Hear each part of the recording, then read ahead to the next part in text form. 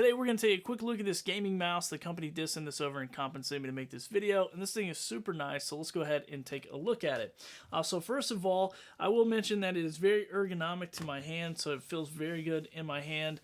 I've been using it here in my office for a couple days just to check it out and see what I think. It's very responsive when I'm moving around on the screen, and I'm mainly using it just for work. Now, you can connect this to your computer three different ways. First of all, you can do the 2.4 gigahertz. You open up this little tray here, and this is going to be where you plug this USB-A dongle into your computer, and it just connects seamlessly, very easy to connect there.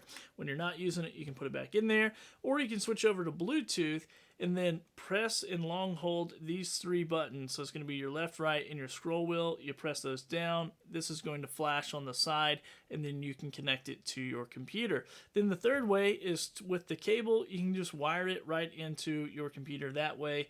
And I do want to mention with Bluetooth, you can set this up on three different devices and switch between those three devices very seamlessly. Now, as far as customization goes, you can customize this with their software if you're running a Windows machine, but then you can also customize DPI. It goes from like 100 to 24,000, so you can do 6 different DPI settings there.